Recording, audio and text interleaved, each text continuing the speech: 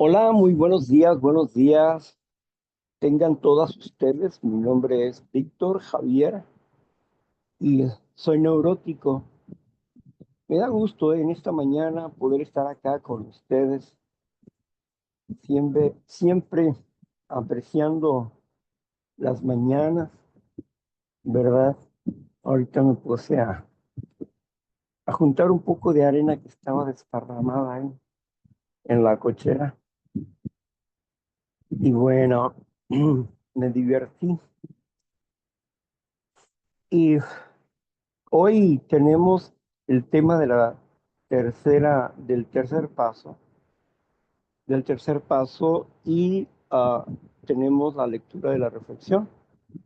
También la compañera Sandra estará en la coordinación el día de hoy. Muchas gracias por estar acá con nosotros, Sandra.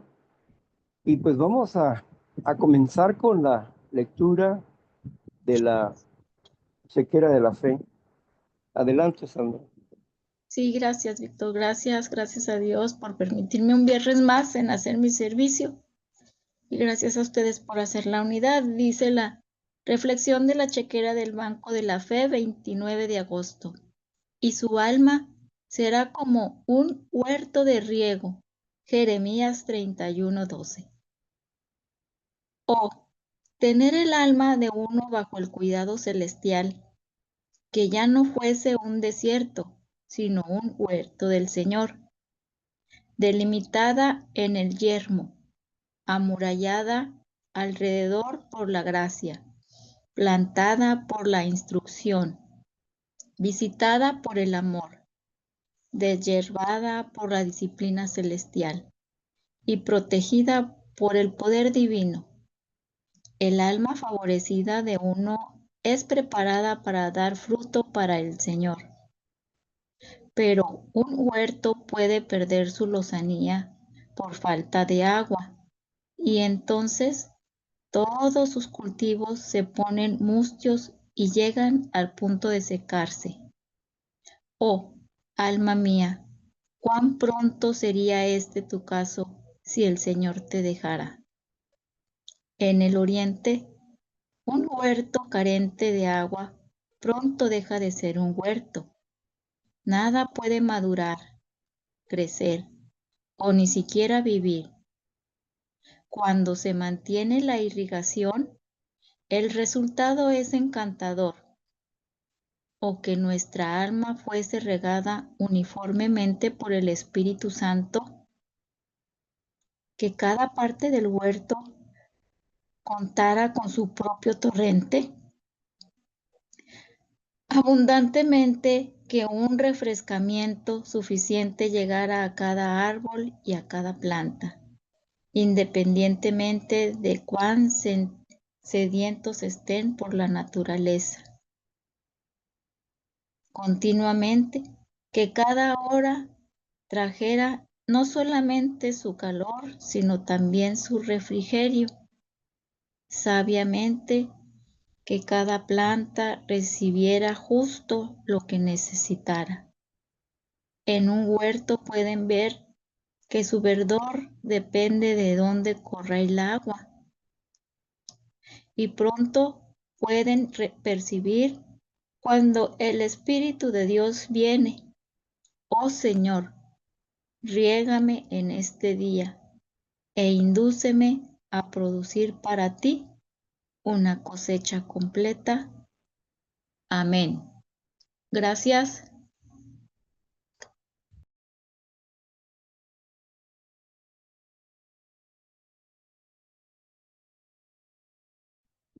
Bien, ser parte del huerto de Dios es o debería de ser para el hombre y la mujer, debería de ser de gran gozo y de una satisfacción continua. En San Juan 17 nos habla acerca de que Jesús es la vid y que el Padre es el quien limpia el huerto.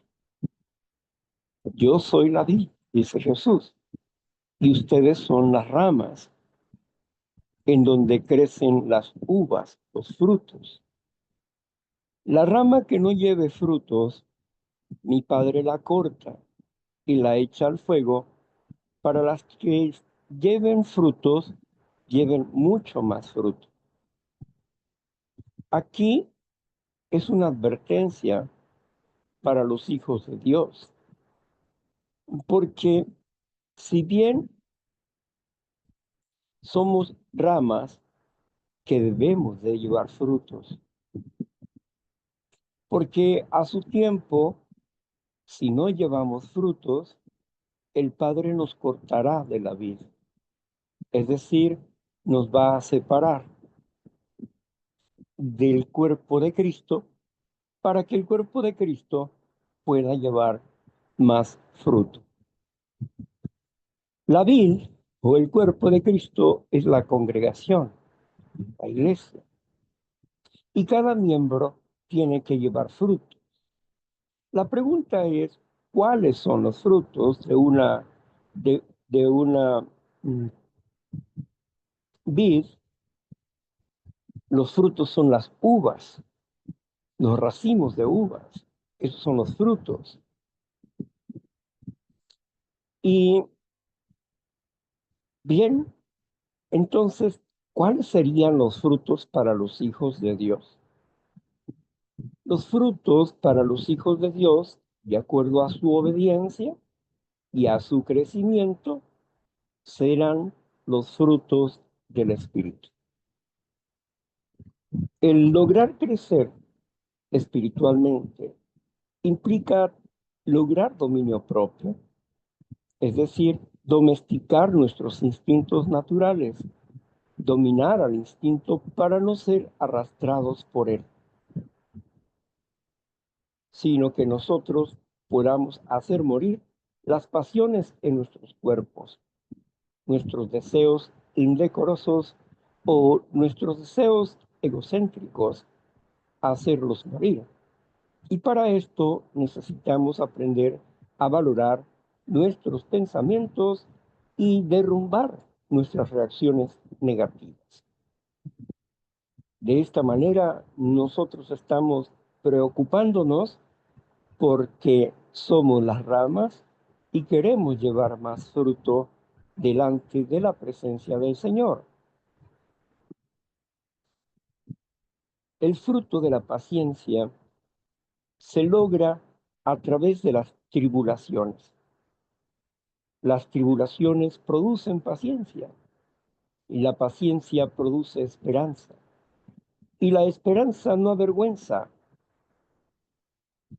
porque cuando somos aprobados, el Espíritu Santo ha sido derramado en nuestros corazones. Aquí en Romanos 5, del 1 al 4, nos dice, nos indica claramente el proceso por el cual nosotros podemos aprender a ser pacientes. Cuando nosotros vemos una palabra que no es romántica para nosotros, sino que es un deber obedecerla cuando la comprendo. Y cuando trato de obedecer esa palabra, que me puede resultar a mi mente, le puede resultar imposible, o a mi pensamiento le puede generar temor o frustración.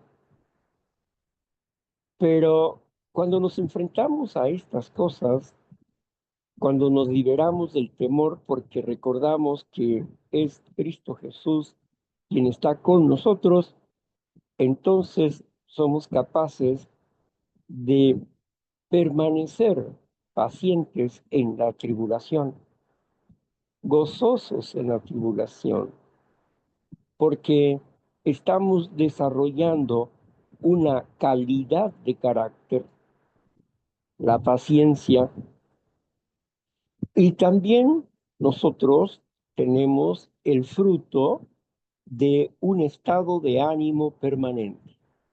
Lograr un estado de ánimo permanente es parte de la madurez espiritual. Pero cómo lograr un estado de ánimo permanente, tenemos que tener una estima personal, amorosa, misericordiosa con nosotros mismos, amante de la justicia y de las cosas de Dios. Debemos de tener un pensamiento, un diálogo amoroso con nosotros y convertirnos en nuestros mejores aliados para nuestros mejores propósitos y no defalcarnos a nosotros mismos. ¡Qué maravilla! Dios está limpiando nuestras vidas y Dios está regando el huerto con su espíritu que fortalece en nuestra unidad con Cristo, fortalece nuestras vidas cristianas cada día. Buscamos el desarrollo espiritual y buscamos crecer un día a la vez y cada día baste su propio afán. Por nada estén afanosos, dijo el Señor Jesús, depositando toda su ansiedad en Cristo, la roca, y esperando pacientemente en Él, humillándonos bajo su poderosa mano, para que Él nos rescate cuando sea el tiempo. Poder lograr la confianza, la fe que necesitamos para la vida cotidiana es el trabajo que nosotros realizamos al reconocer nuestras fallas y nos ponemos a trabajar para dejar de estar fallando. Qué bendición es estar en las manos del Señor y aprender a domesticar nuestros instintos naturales y a desarrollar un dominio propio, un gobierno de nuestras emociones, un análisis continuo de nuestros sentimientos y pensamientos y un desarrollo de amistad con las personas que nos rodean. Tener bien claro los valores que Dios nos ha dado, buscando primeramente el reino de Dios y su justicia, para que todas las demás cosas vengan a nosotros. A Dios y a la honra por el proceso que nos ha regalado en este día. Bueno, pues ahora vamos a continuar con el tercer paso donde dice, decidimos poner nuestras vidas y nuestras voluntades al cuidado de Dios tal como cada quien puede comprenderlo, pidiéndole solamente que nos permita conocer su voluntad. No, ese es el onceavo paso, ¿verdad? Entonces decidimos poner nuestras vidas y nuestras voluntades al cuidado de Dios tal como cada quien lo concibe o lo comprende. Amén. Hasta ahí. Ok, entonces aquí está nuestra compañera Sandra, que va a continuar con la lectura y el trabajo del taller del día de hoy. Adelante, Sandra. Gracias, Víctor. Gracias a todos. Nos quedamos en el punto 9 y dice así para todos ustedes. Por todas partes verán a gente dominada por la cólera y por el miedo, y a la sociedad dividida en grupos que pugnan entre sí. Cada grupo dice a los demás, nosotros tenemos la razón y ustedes están equivocados. Si uno de esos grupos tiene la suficiente fuerza, se impone a los demás vanagloriándose de su rectitud. Por todas partes sucede lo mismo. En el terreno del individualismo, la suma de todo este esfuerzo poderoso es menos paz y menos fraternidad que antes. La filosofía basada en la vanagloria de la propia rectitud no está no está dando resultados satisfactorios. y es evidente que conduce a la ruina de... Y la primera pregunta dice así, de este párrafo. Necesitamos 3 participaciones y luego después vendrá la conclusión de Víctor. La primera pregunta dice así, ¿qué cosa vemos por todas partes? ¿Qué cosa vemos por todas partes? Adelante, José. Josefina Gracias. alcohólica. Bueno, no escuché de una manera enfocada y no recuerdo textualmente. Sin embargo, evidentemente no hay el verdadero amor, no hay comunión de ideas y pensamientos, hay división y evidentemente pues el resultado es caos. Todos defienden y argumentan tener la razón. Y con esto concluyo. Gracias. Gracias, Josefina. Yareli, adelante.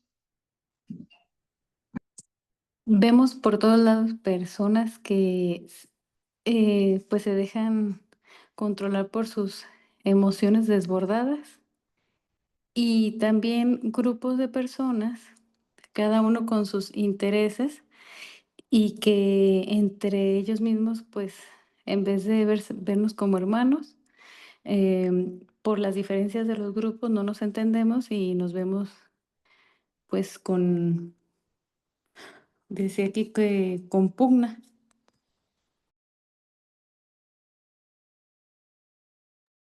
Gracias. A la respuesta en el chat dice así, Víctor. Gente dominada por la cólera, el miedo y a la sociedad dividida en grupos que pugnan entre sí. Y Karina dice, vemos gente dominada por la cólera y separación. Y ahora es tu conclusión, Víctor, y la pregunta para ti dice, ¿qué cosas vemos por todas partes?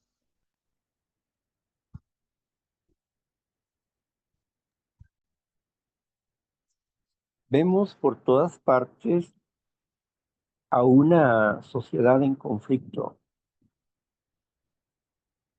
donde los grupos mayoritarios se oponen a los minoritarios y se imponen a los grupos minoritarios.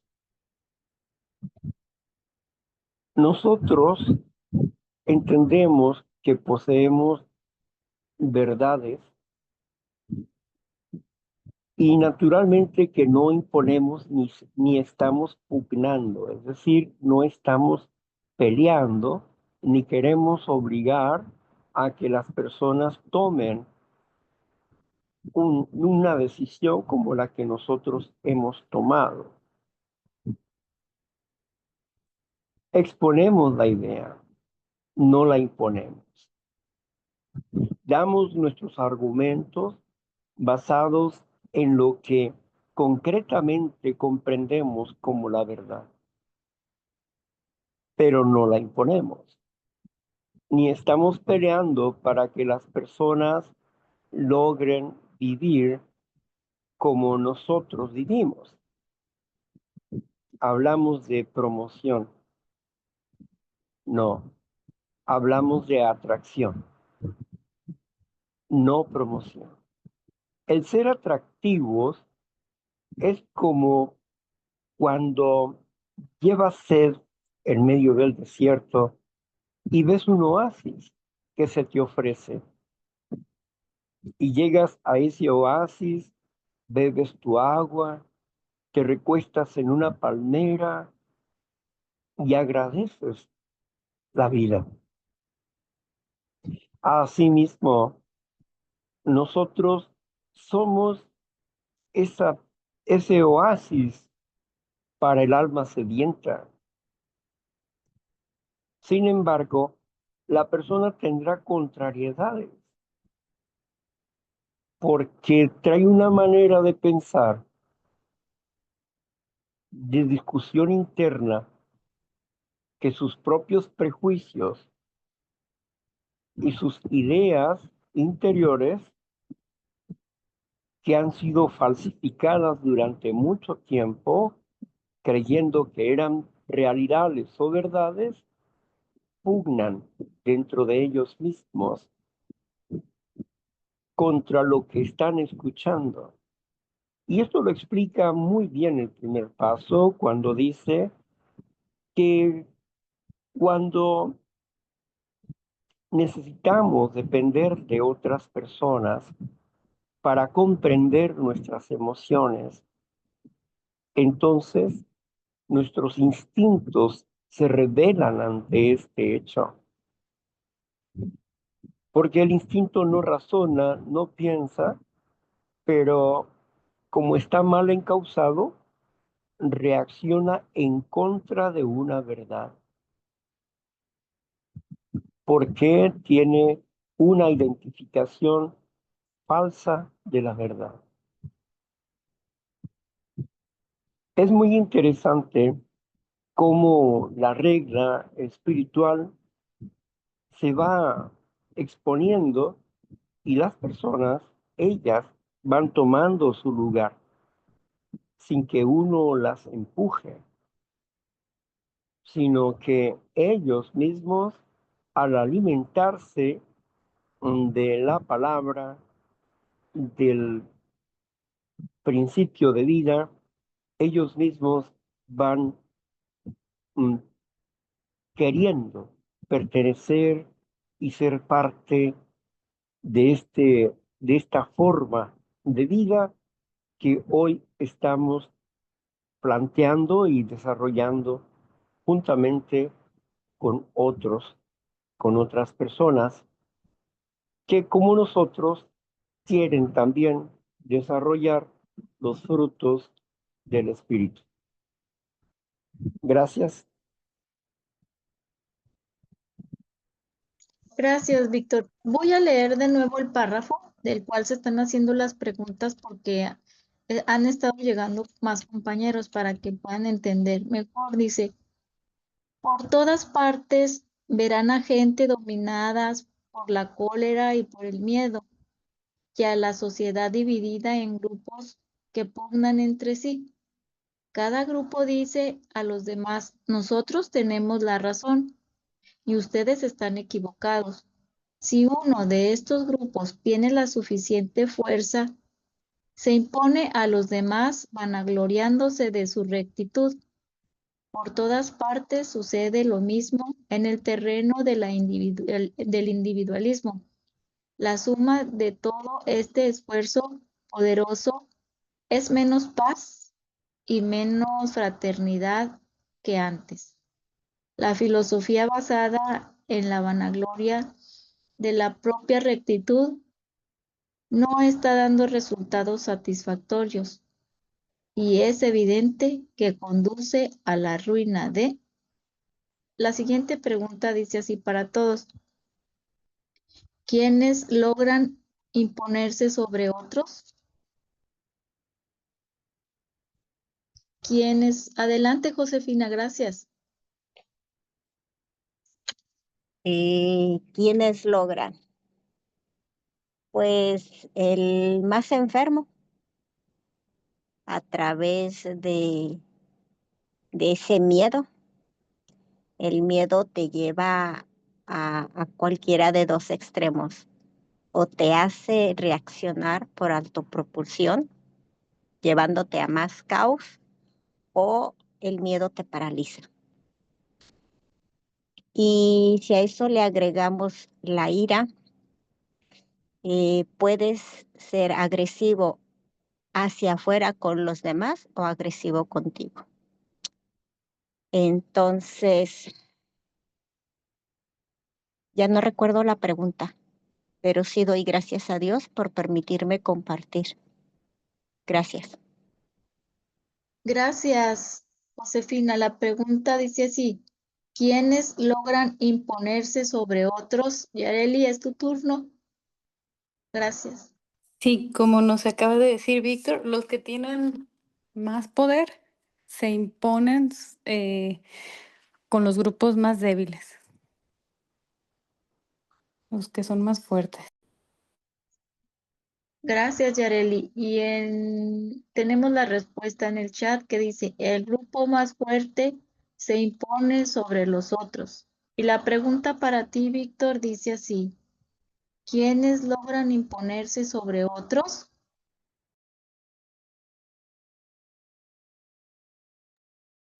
Bien. Cuando alguien considera que tiene una verdad, como lo vemos en los grupos, que creen que el deber de ellos es golpear a las personas que llegan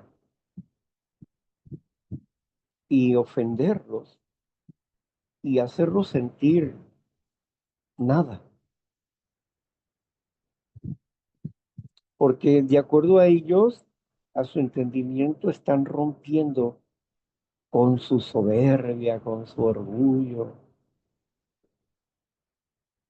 cuando en realidad la persona ya viene lastimada, viene dolida. Desde el primer paso dice que el látigo de la enfermedad nos trajo al grupo. Habíamos vivido un tormento en nuestro interior. ¿Por qué íbamos a necesitar más golpes? Y aquellos que consideran que tienen una verdad de un amor maduro o un amor, un amor maduro, y al amor maduro ellos le llaman golpear, lastimar, obligar, empujar, y ahí no hay amor. Pero ellos le llaman a ese falso entendimiento, lo llaman como una verdad y se imponen sobre los enfermos. Los enfermos se imponen sobre los enfermos porque no conocen el proyecto de vida a donde han llegado. Y no está más que el resentimiento, la ira y el odio en los grupos de este tipo, inmorales y no espirituales. Y eso se impone, imponen sus ideas, convencen a las personas de nuevo ingreso, las utilizan y las confunden. Por eso los grupos van saliendo, diversos grupos, y la gente que no entiende el programa va corriendo a diversos grupos y cada grupo grita que tiene su verdad.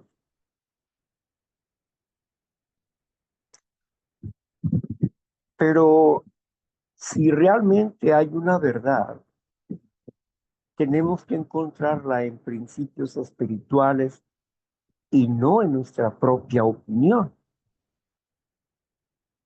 Si hay una verdad, necesitamos encontrarla en el reconocimiento de mi enfermedad y en los cambios que naturalmente tengo que hacer conforme vaya creciendo, conforme vaya desarrollándose dentro de mi proceso. Algunos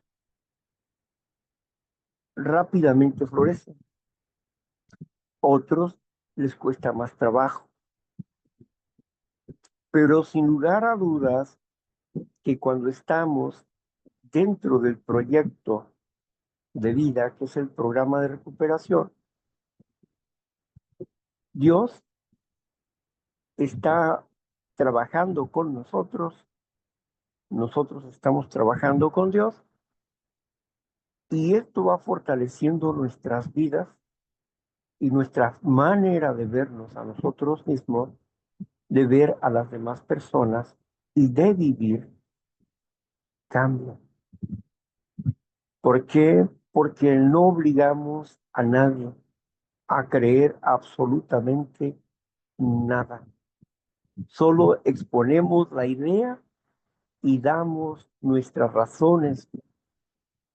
Y si estamos equivocados, cualquier persona puede darnos su razón del por qué considera que estamos equivocados, o bien darnos su punto de vista, cómo ellos están viendo la situación o el problema, y pueden exponer su idea. Cuando en nuestra mente estaba la acción de exponer la idea y no imponer, nuestro análisis de percepción es mucho mejor, porque entendemos que la obra en cada ser humano es de Dios y no del hombre. Gracias. Gracias, Víctor. Y la tercera pregunta del párrafo 9 dice así para todos ustedes. ¿En qué otro terreno sucede lo mismo? Yareli, ¿tienes tu manita levantada o se te quedó? Sí, se me quedó levantada, ya la bajo. Gracias. Josefina, la pregunta para ti es, ¿en qué otro terreno sucede lo mismo? En todos, la enfermedad como la salud está implícita en la mente y en el cuerpo del ser humano. Así que si trae salud, ¿a dónde va? Con el poder del Espíritu Santo de Dios, brinda eso. Y si trae enfermedad, igualmente. Gracias. Gracias a ti. Faltan 2 participaciones, compañeros. ¿Quién se anima? La pregunta dice así, ¿en qué otro terreno sucede lo mismo? Y déjame revisar en el chat. También puedes poner tu respuesta en el chat. Si no tienes privacidad, pues lo puedes apuntar y yo la leo. Víctor, no hay participaciones en esta pregunta. La compañera Josefina fue muy clara. No sé si quieras dar tu conclusión. Y la pregunta para ti sí sería esta. ¿En qué otro terreno sucede lo mismo? Mira, hay algo en el chat, déjame te digo. Respuesta. En la filosofía de la vanagloria de la propia rectitud conduce a la ruina. Así dice esta respuesta. Bien. Por todas partes vemos a grupos dentro de la sociedad que pugnan entre sí. Si hay algo que caracteriza a nuestra sociedad, es la competencia. Nosotros hoy en día no estamos en competencias con nadie. No competimos con nadie. Ni en lo económico, ni en lo físico, ni en lo moral, ni en lo intelectual. No, no competimos. Nosotros, al entender nuestro concepto personal y nuestro amor propio, nos valoramos hasta dónde hemos crecido y lo que nos falta por crecer, y si hay que superar a alguien, es superarnos a nosotros mismos, haciendo lo contrario de lo que hace la sociedad, porque tenemos una sociedad que basa su éxito en lo material, en lo hermoso que te ves, en la ropa que portas, en los zapatos que calzas. Para ellos eso es éxito. La casa que tienen. Pero siempre están en pugna y en competencia. Cuando llega una persona a un grupo, por ejemplo, está en pugna con la persona que está en tribuna. Pugna significa pelea, discusión.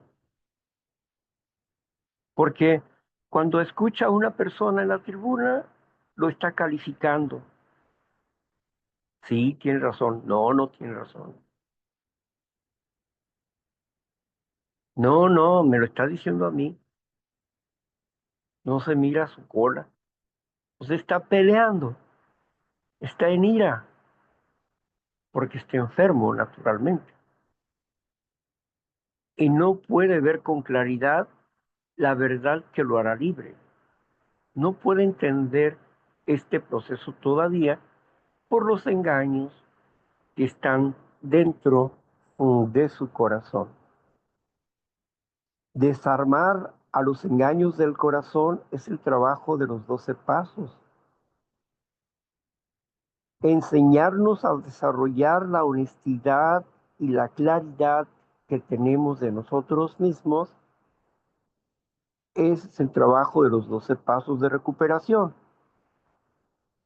Pero no estamos en competencia. Si en algún momento estuvimos en competencia, hoy no lo estamos. Porque tenemos nuestro propio lugar dentro de la presencia de Dios, dentro de un grupo o fuera del grupo o dentro de la sociedad.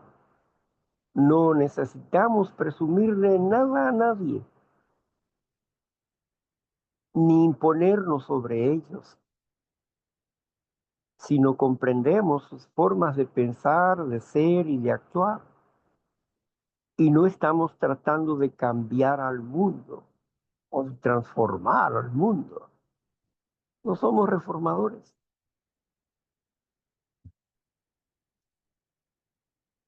Pero toda aquella persona que se ha dado cuenta de su debilidad y desea vencer esa debilidad, nosotros siempre estamos dispuestos a compartirles el mensaje de la recuperación. Esa es la diferencia, ¿verdad? De que nosotros no vamos a imponer a nadie. Si yo entiendo que yo poseo una verdad por la práctica de muchos años y el estar analizando constantemente las cosas de mi Dios y las cosas del programa de recuperación, pues yo estoy convencido. Yo estoy convencido porque las personas con muchos argumentos han querido destruir no mi verdad, sino la enseñanza que poseo y no lo han logrado. Por eso Dios nos da la victoria. En ese terreno somos invictos y nadie puede derrumbarnos en ese terreno.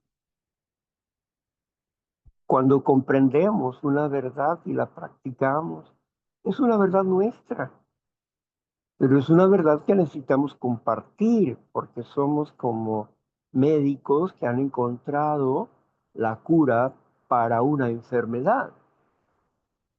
Y no podemos esconder esto que se nos ha dado gratuitamente lo obsequiamos para que otros también se recuperen como nosotros nos estamos recuperando. Gracias. Gracias, Víctor. Y la pregunta 4 del párrafo 9 dice así para todos ustedes. ¿A dónde nos lleva la filosofía de la vanagloria de la propia rectitud? ¿A dónde nos lleva la filosofía de la vanagloria de la propia rectitud, Josefina? Gracias. Bueno, pues hay rutas, pero solamente hay un camino, una verdad y es vida. Como alcohólica anónima que soy, bueno, desde que regresé, 17 años de haberme ido, dicen que una es terminar en la cárcel, privado de la libertad, incluida la física. Dos, en un psiquiátrico con una camisa de fuerza, quizás, o bien medicada, porque soy un peligro científicamente o médicamente comprobado para los demás, incluida para yo misma. El tercero es el lugar a donde se encuentran muchos que se dicen valientes, que se han puesto al tú por tú o han hecho uso de esa astucia, la enfermedad como la serpiente, y al final pues ahí han terminado. Y otros tantos tenemos el privilegio de llegar a comunidades de 12 pasos, como mi caso a Alcohólicos Anónimos, y el doctor de doctores, el médico de médicos, el que sí sabe, como el alumno, cuando ya está listo, pues llega el maestro y va haciendo su obra. Plan de 24 horas, un día a la vez. ¿Y a dónde lleva? Bueno, pues algo que me inspiró son promesas. Sin embargo, en este caminar a la vida eterna. Gracias.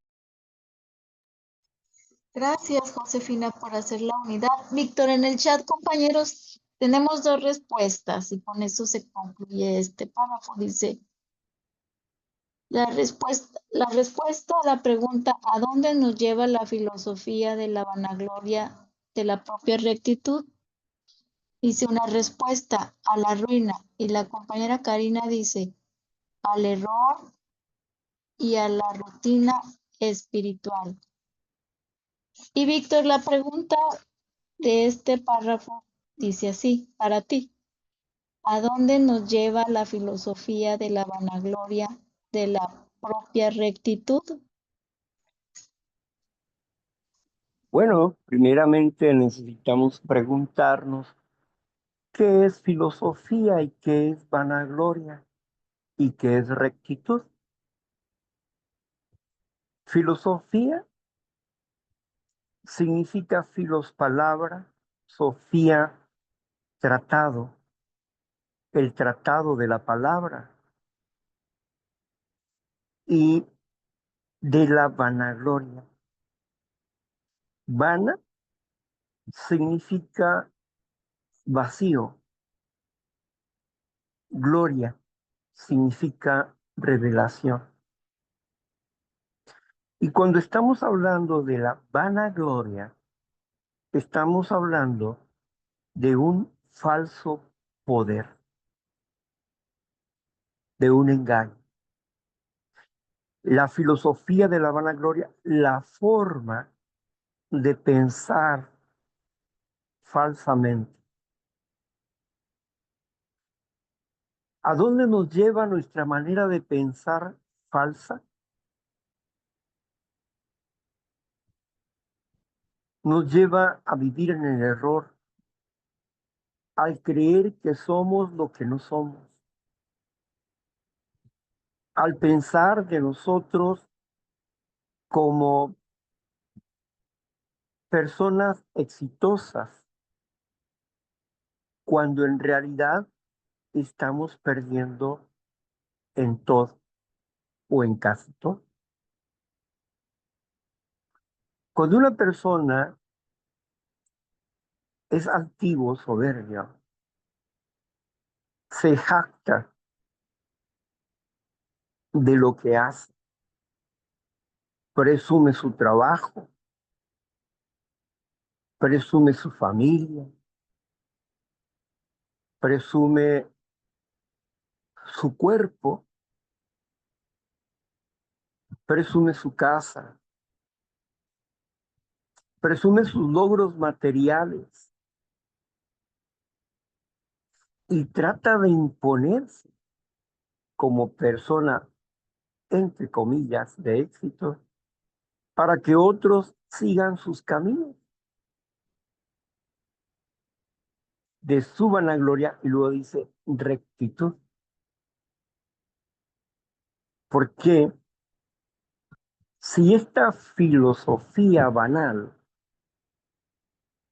basada en un engaño, no puede haber rectitud, la rectitud es falsa, está más chueco que un cigüeñal, su pensamiento está torcido, y lo dice desde el primer paso.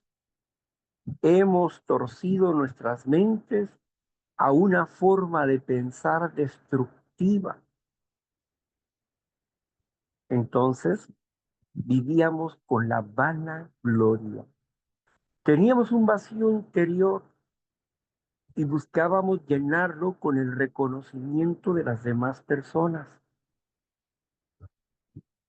Cuando no lográbamos ser reconocidos por nuestras joyas, por los carros, por las botas, por el cinto piteado, por la pistola, por el sombrero, por el tipo de chamarra que portaba. En fin, todo es vanagloria. Aparecer como un triunfador ante la vida. Y esto lo explica bien el quinto capítulo del Libro Azul, donde nos habla acerca de que somos como actores en un escenario que no conocemos bien nuestro papel. O bien somos como el director que quiere dirigir la orquesta y que todos hagan lo que el director dice, cuando el director lo dice y cómo el director lo dice. Y si todos hicieran las cosas como yo les digo, saldría perfecto. Pero el director puede ser bueno, amable, cariñoso, puede ser amoroso, humilde, pero también el director puede ser egoísta, vano, mm, iracundo, soberbio. Pero que nosotros invariablemente tenemos ambas cosas. Somos un poco de enfermedad y somos un poco de salud, así que estamos ahí intermezclados. Por lo tanto, teníamos la tendencia ante una acción bondadosa, teníamos la tendencia a sacar provecho. Es decir, por ejemplo, decía un querido amigo panadero, decía, bueno, yo doy, yo doy un 10 piezas de pan para que me den un saco de harina. Qué comparación, ¿no? O sea, doy un poco de alimento para que me regresen mucho más de lo que doy. Esa forma de pensar es vana, es destructiva. Por eso, con el programa de recuperación, vamos entendiendo las partes falsas nuestras, que no somos genuinos, y tenemos que aprender a ser honrados, honestos con nosotros para lograr ser genuinos. El creer que con mis pensamientos, con mi inteligencia, voy a lograr el dominar y voy a vencer y voy a obtener el mundo, ¿no? Pues no, no es así, ¿verdad? Como dice una caricatura. ¿Y ahora qué vamos a hacer, cerebro? A conquistar el mundo. Sí, esa es la vanagloria. ¿no? Que creemos que con nosotros mismos, con tu poder mental, vas a poder vencer, dominar y lograr tus sueños. Y lástima, Margarito, porque se te acabó el tiempo. Muchas gracias. Gracias a ti, Víctor, por esta conclusión. Y mira, Víctor, ya se terminó el párrafo 9 y las preguntas del párrafo 9. Seguiría el párrafo 10, pero son las 9:54. Así que yo obedezco órdenes. Tú dirás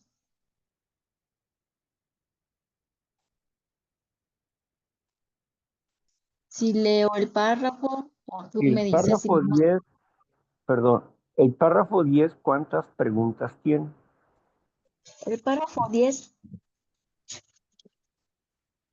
tiene 1, 2, 3. 3 preguntas. 3 preguntas. Y faltan Y 5 minutos. veamos. Ok, muy bien. 3 preguntas. Bueno, lee el párrafo, por favor. Sí, muy bien. El párrafo dice así. Por consiguiente, nosotros, los que somos neuróticos anónimos, podemos considerarnos afortunados. Cada uno de nosotros ha librado su propio combate con el conflicto de la vanagloria de la propia rectitud y ha sufrido ya bastante en el encuentro para desear encontrar algo mejor. De manera que es por las circunstancias y no por la virtud por la que hemos llegado a neuróticos anónimos. Hemos admitido la derrota, hemos adquirido los rendimientos de la fe y ahora queremos tomar la decisión para poner nuestra voluntad y nuestra vida al cuidado de un poder superior.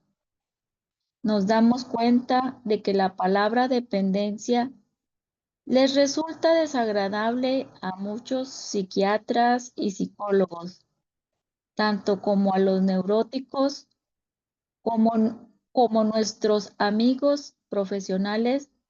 También nosotros sabemos que hay formas perjudiciales de dependencia. Hemos tenido la experiencia de muchas de ellas. ¿Listo?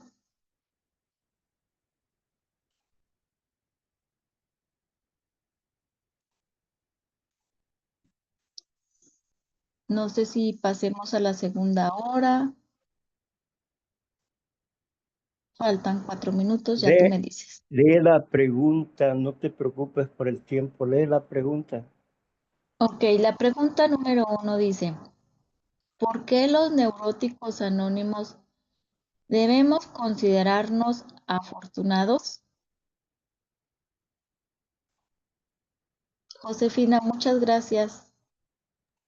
Bueno, porque aquí está hablando de una experiencia espiritual que sumada a las que le proceden, ¿verdad? Se alcanza el despertar espiritual, una conciencia despierta. Porque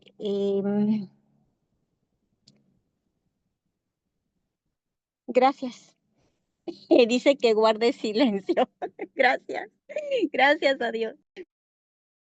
Gracias, Josefina. Y déjame ver en el chat. No hay respuesta. Y la pregunta dice así para ustedes. ¿Por qué los neuróticos anónimos debemos considerarnos como afortunados? Y mi respuesta sería esta, Víctor. Cada uno de nosotros ha librado su propio combate con el conflicto de la vanagloria y de la propia rectitud y ha sufrido ya bastante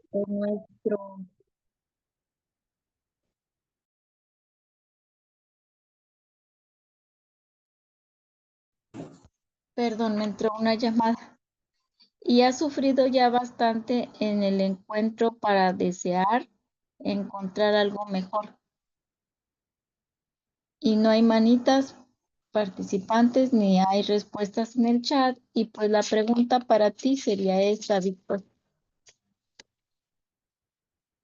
¿Por qué los neuróticos anónimos debemos considerarnos afortunados?